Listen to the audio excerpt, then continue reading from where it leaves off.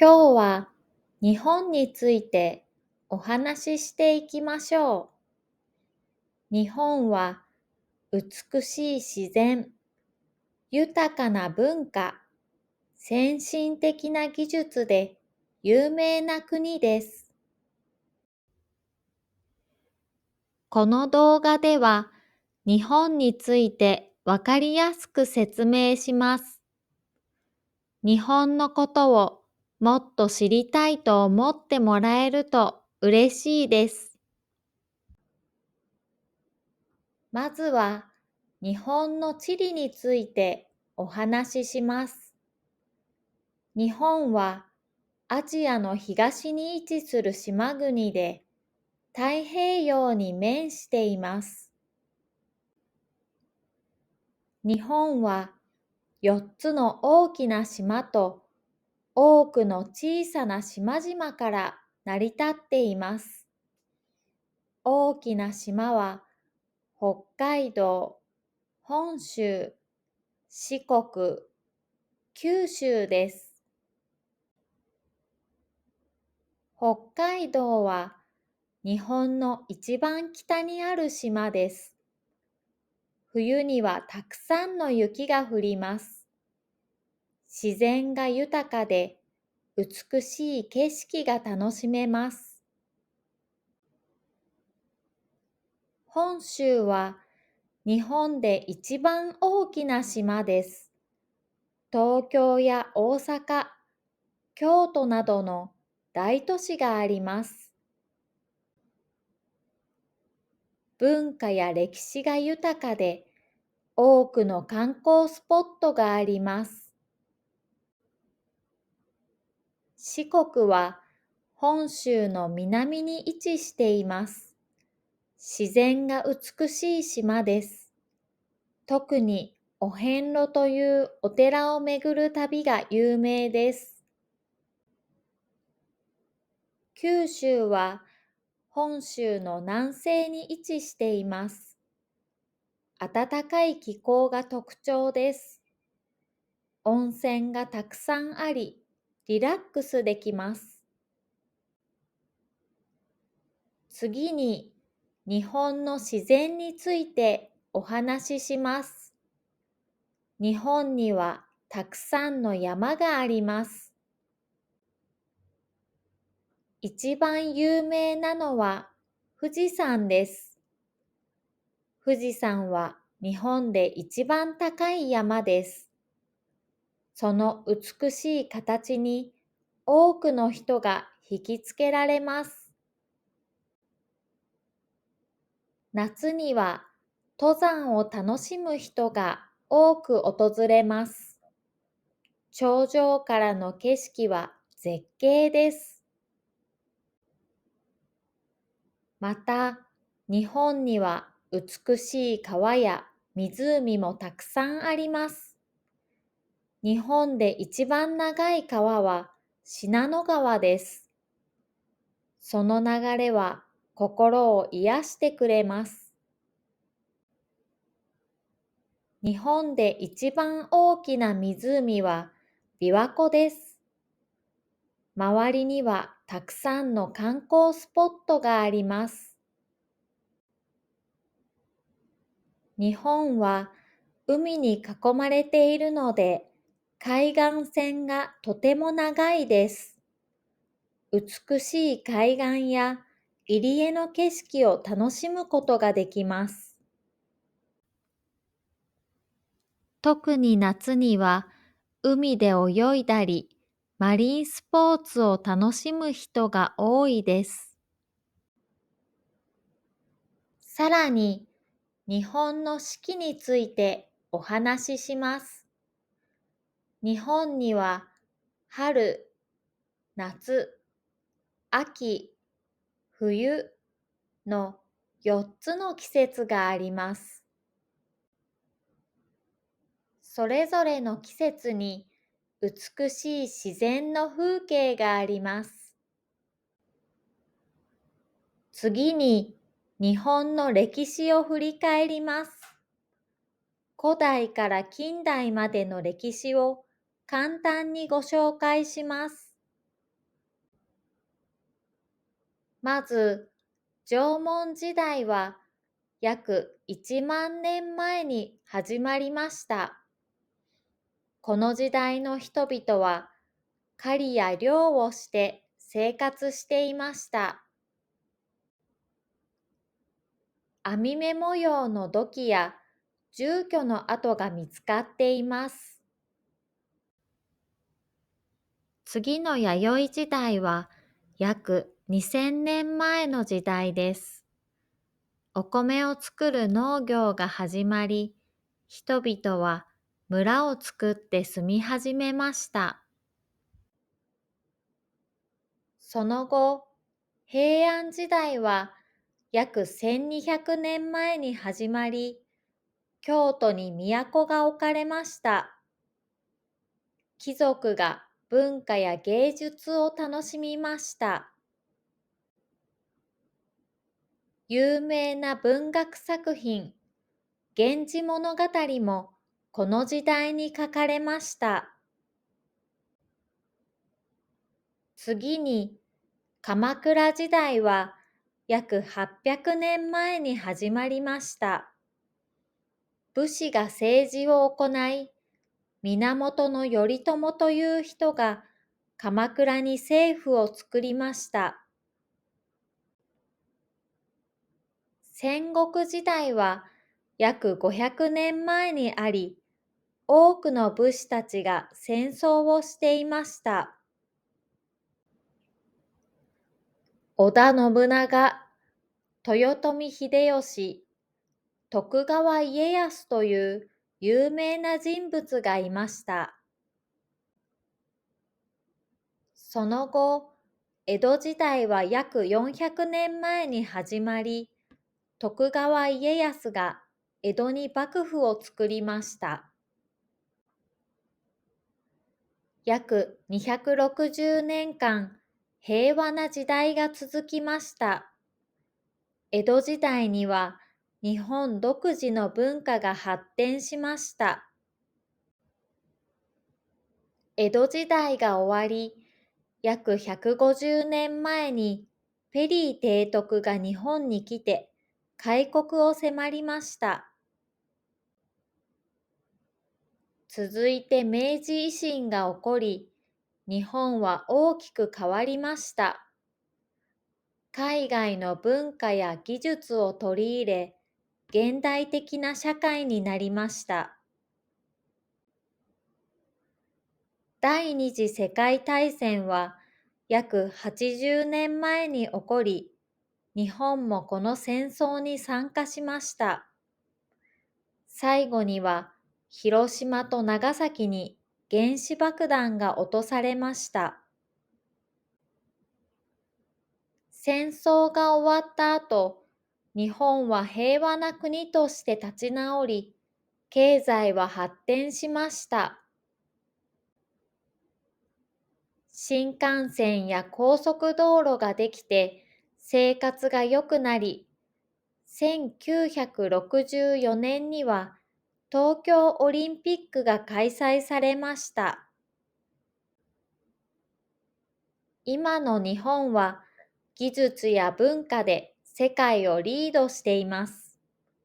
アニメや漫画、ゲームは世界中で人気があります。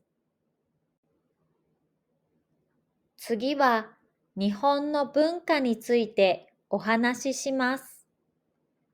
日本の文化にはたくさんの魅力があります。一つ目は茶道です。茶道はお茶を立てて飲む作法や心構えを大切にする日本の伝統的な文化です。静かな茶室で抹茶と和菓子を楽しむことができます。茶道は心を落ち着ける時間としても人気があります。二つ目は華道です。華道は花を美しく生ける技術と芸術です。花の配置やバランスを考えて作品を作ります。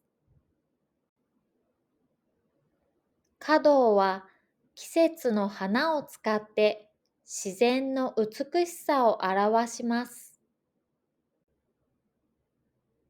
三つ目は書道です。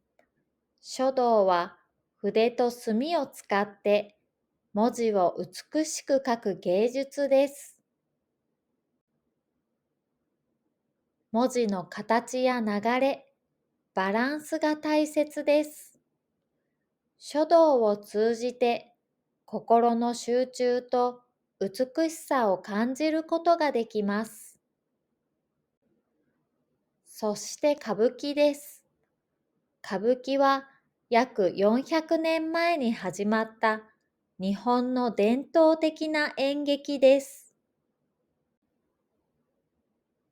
華やかな衣装やメイク、大胆な演技が特徴で、ストーリーもたくさんあります。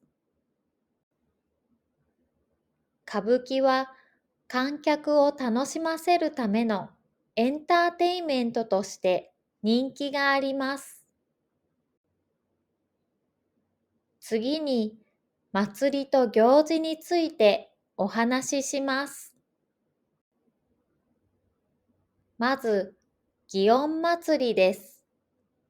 祇園祭は、京都で毎年7月に開かれる大きなお祭りです。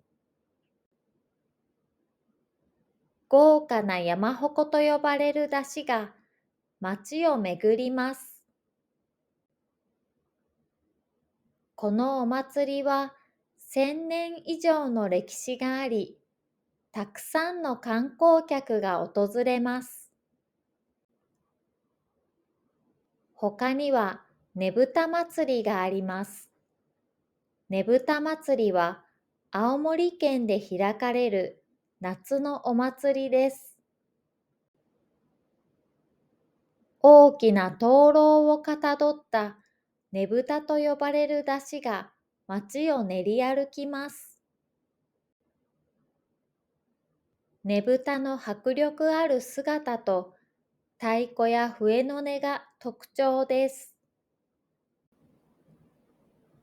日本には春、夏、秋、冬の4つの季節に合わせて楽しむ行事もあります。春の行事はお花見で、桜の花を楽しみます。桜の木の下でお弁当を食べたり、友達と集まったりします。桜の美しい景色は多くの人々に春の訪れを感じさせてくれます。日本の夏の楽しみの一つは花火大会です。夜空に打ち上げられる色とりどりの花火はとても美しいです。日本のいろいろな場所で花火大会が開かれ、多くの人が浴衣を着て楽しみます。秋には紅葉を楽しむ行事があります。もみじ狩りです。山や公園で赤や黄色に染まった木々を見に行きます。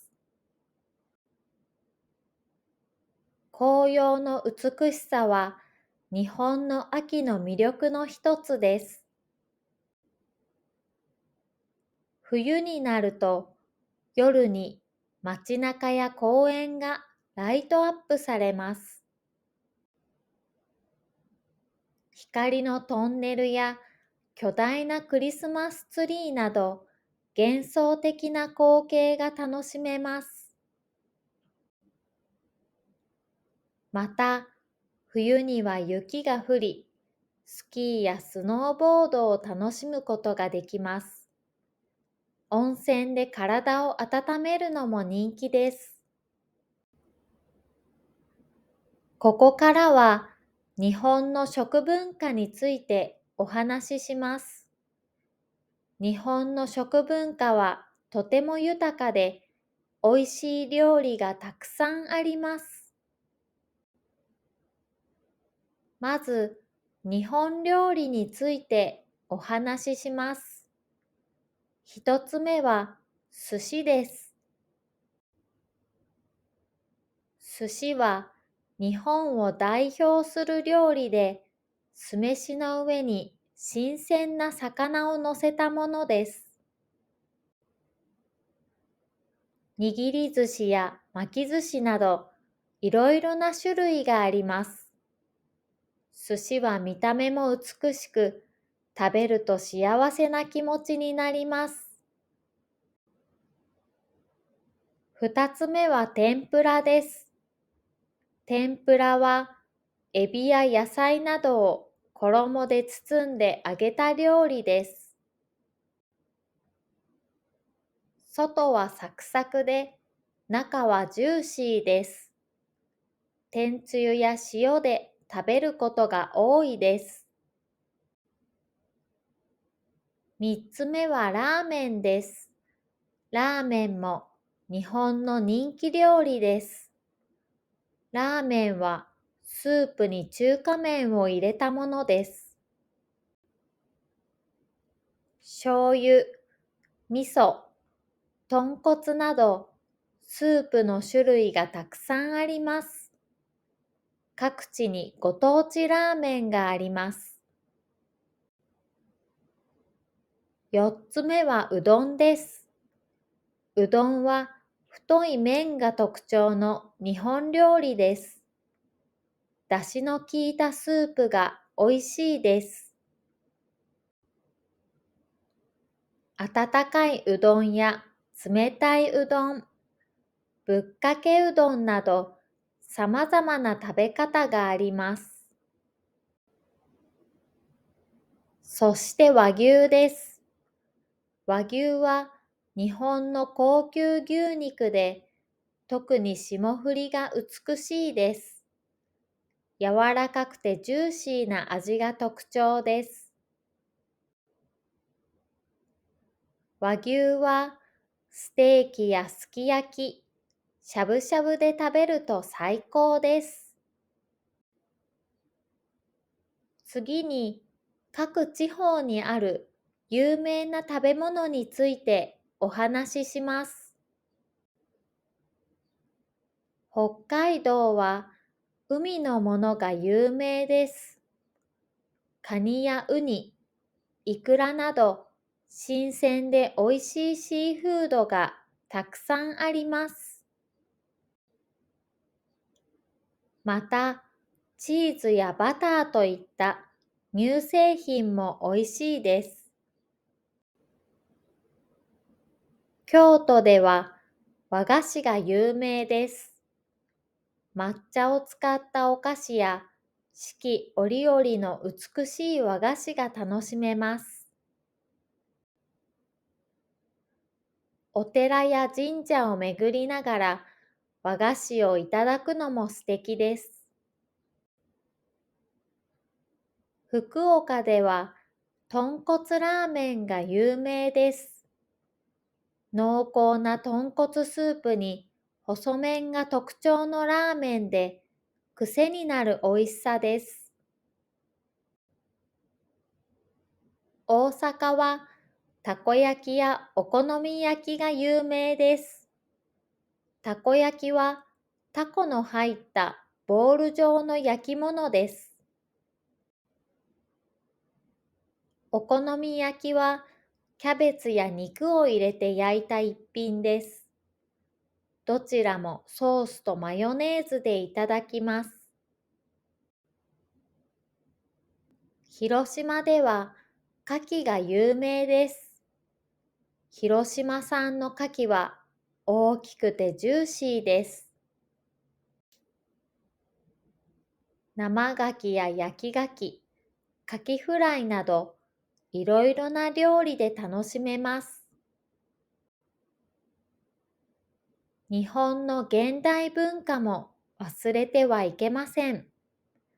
日本にはたくさんのポップカルチャーがあります。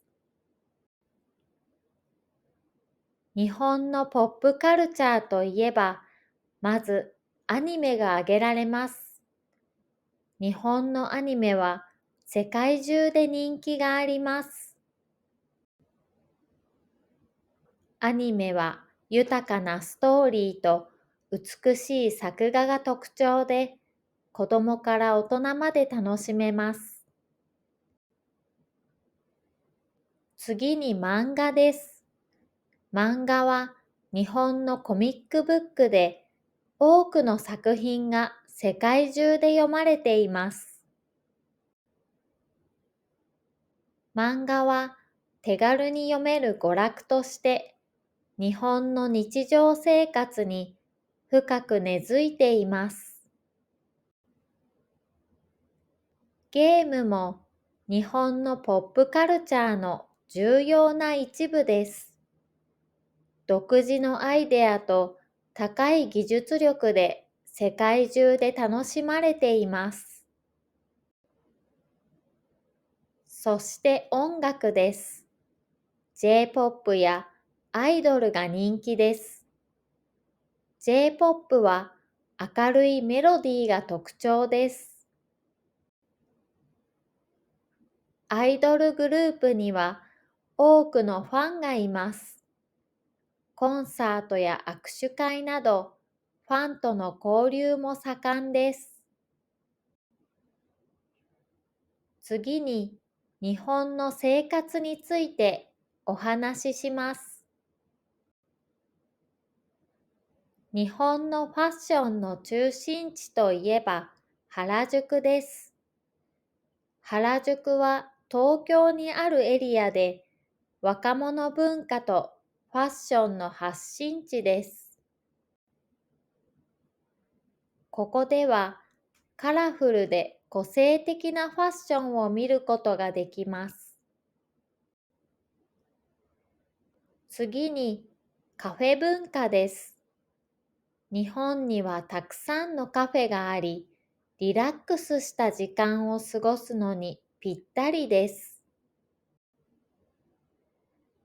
おしゃれなインテリアのカフェや、おいしいスイーツが楽しめるカフェがたくさんあります。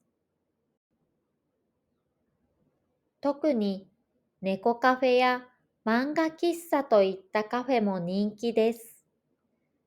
抹茶や和菓子を楽しめる伝統的なカフェもあります。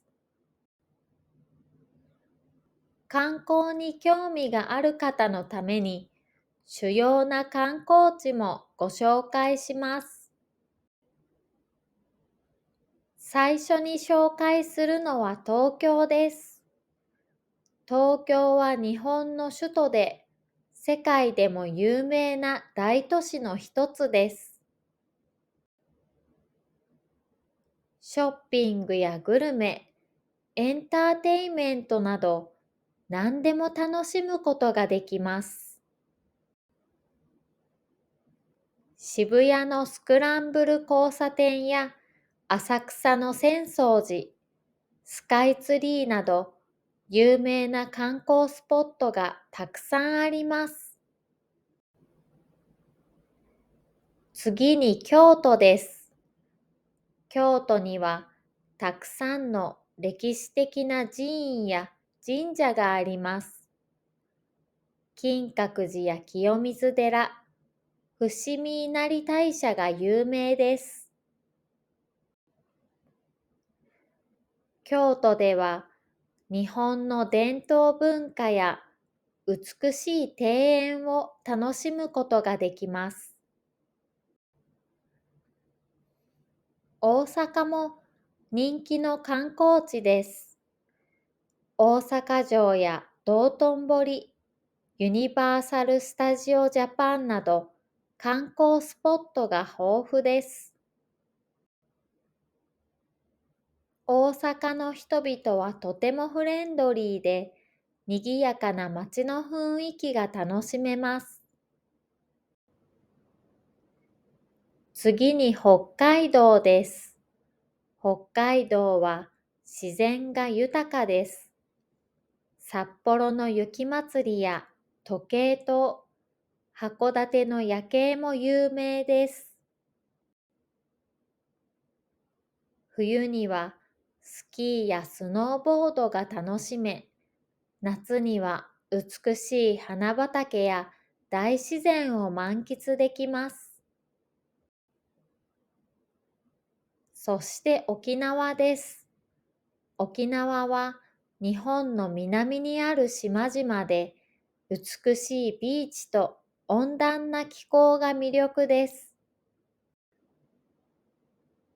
青い海と白い砂浜、そしてサンゴ礁が広がる海でのシュノーケリングやダイビングが人気です。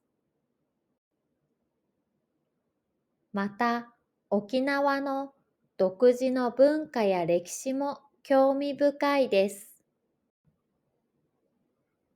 次に、日本の観光スポットについてお話しします。日本にはたくさんの神社仏閣があります。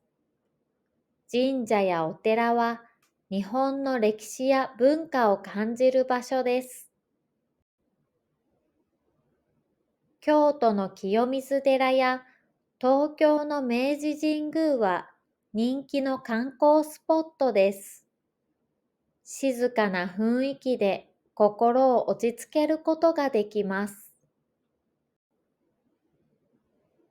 日本の自然景観も素晴らしいです。富士山の他に上高地や阿蘇山でも登山や美しい景色を楽しむことができます。また、温泉地もたくさんあります。日本の四季の風景は訪れる人々に感動を与えます。そして日本にはたくさんのテーマパークがあります。子供から大人まで楽しめるアトラクションがたくさんあります。東京ディズニーリゾートやユニバーサル・スタジオ・ジャパンは世界中から観光客が訪れる人気スポットです。ここからは日本の社会についても学びましょう。日本の家族構成は核家族が多いです。核家族とは親と子供だけの家庭のことです。最近は祖父母と一緒に住む大家族は少なくなっています。家族同士のつながりが大切にされています。次に、日本の働き方についてです。日本では多くの人が長い時間働きます。仕事に対する責任感が強く、チームワークが重視されます。また、会社での上下関係や同僚との関係も大切にされます。次に、日本の独特な習慣とマナーについてお伝えします。日本では挨拶がとても大切です。会った時には、こんにちは。別れる時には、さようならと言います。また、お辞儀もします。お辞儀の角度は状況によって変わり、深いお辞儀は特に丁寧です。礼儀作法も重要です。例えば、食事の前にいただきます。食事の後にごちそうさまでしたと言います。また、箸の使い方にもマナーがあります。箸を器に立てかけることや、食べ物を箸で刺すことは避けましょう。公共のマナーも厳しいです。電車やバスの中では静かにし、電話は控えます。ゴミは自分で持ち帰るか、決められた場所に捨てます。日本の街はとても清潔で、みんながルールを守ることが大切です。さらに、日本の技術の発展についてもお話しします。主な産業に、自動車産業、電子機器、ロボット技術があります。自動車産業は、日本は世界でもトップクラスです。日本の自動車は信頼性が高く、多くの国で人気があります。例えば、トヨタ、ホンダ、日産といった自動車メーカーは世界中で知られています。トヨタのハイブリッドカーや日産の電気自動車など、環境に優しい車が注目されています。日本の自動車は燃費がいいことでも知られています。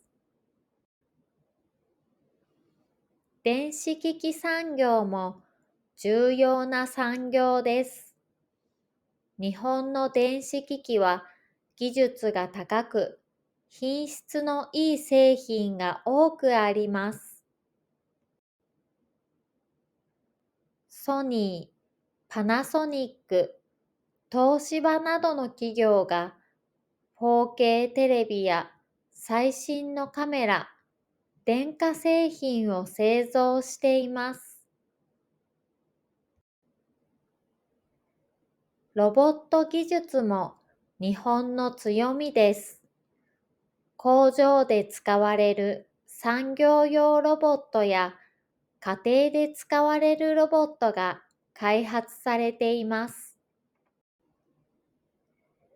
例えば、ホンダのアシモやソフトバンクのペッパーといったロボットは世界中で話題になりました。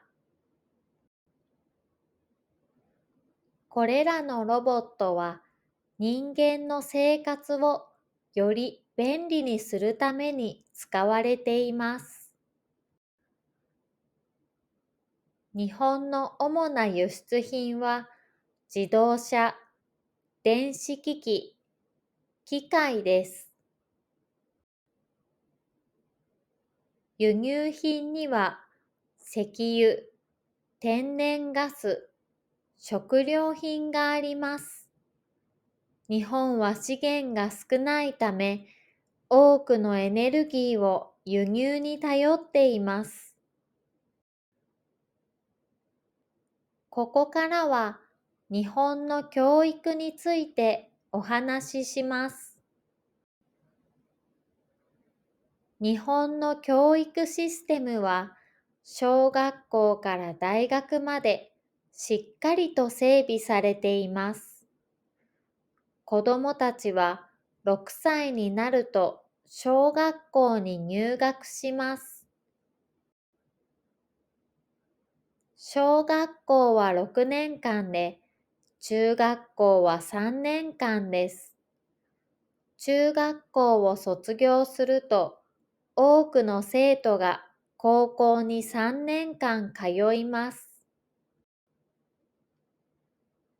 高校を卒業すると、大学に進学する人も多いです。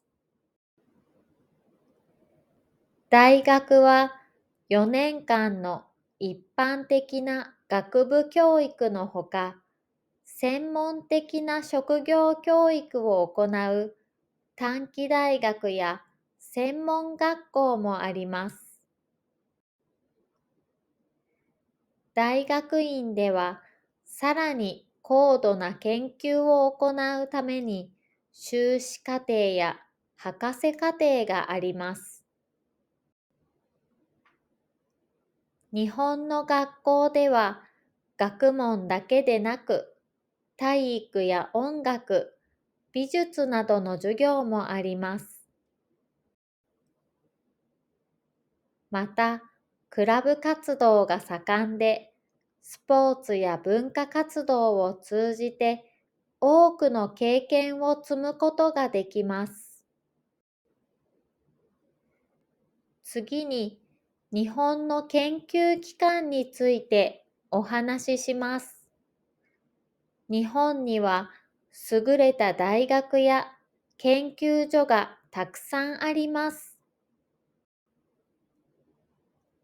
東京大学や京都大学では、科学や技術、人文科学など様々な分野で先端的な研究が行われています。また、理化学研究所や産業技術総合研究所などの研究所もあります。これらの研究所では、最新の科学技術の研究が進められ、世界中の研究者と共同でプロジェクトを行っています。日本の研究者はノーベル賞を受賞することも多く、日本の研究の質の高さを証明しています。受賞者には、物理学者の湯川秀樹や科学者の根岸英一、生物学者の大村聡などがいます。最後に、日本語について学びましょう。日本語の基本、方言の多様性、そして漢字の使い方についてお伝えします。まず、日本語の基本についてお話しします。日本語は、ひらがな、カタカナ、漢字の3種類の文字を使っています。ひらがなは、日本語の基本的な音を表す文字で、主に日本語の文法的な部分に使われます。カタカナは、外来語や外国の名前を表すために使われます。テレビやコンピューターなどの言葉はカタカナで書かれます。漢字は中国から伝わった文字で、一つの漢字で意味を持っています。日本語では多くの漢字が使われています。例えば、漢字で食と書くと、すぐに食べるという意味だとわかります。漢字は一つ一つが独自の意味を持っており、組み合わせることで複雑な概念を表現できます。例えば、食欲という言葉は、食と欲という二つの漢字からできています。食は食べることを意味し、欲は欲望や欲しい気持ちを意味します。これにより、食欲という言葉は食べたい気持ちという意味になります。漢字を学ぶことは、日本語を深く理解するためにとても重要です。はじめは難しく感じるかもしれませんが、少しずつ覚えていくと読む楽しさが広がります。最後に日本の方言についてお話しします。日本には多くの方言があります。方言は地域ごとに異なり、言葉の発音や使い方が違います。例えば、関西地方の方言と東北地方の方言は大きく異なります。関西地方では、ありがとうを大きにと言ったり、本当をほんまと言ったりします。大阪や京都では独特のイントネーションも特徴です。一方、東北地方では、こんにちはをこんちはと言ったり、元気ですかを元気だべと言ったりします。東北地方の方言は柔らかい響きが特徴です。今日は日本についてたくさんお話ししました。日本には多くの魅力がありますので、ぜひ訪れてみてください。もしこの動画が役に立ったと思ったら、いいねとチャンネル登録をお願いします。質問や感想があれば、コメント欄に書いてくださいね。それでは、また次の動画でお会いしましょう。ご視聴ありがとうございました。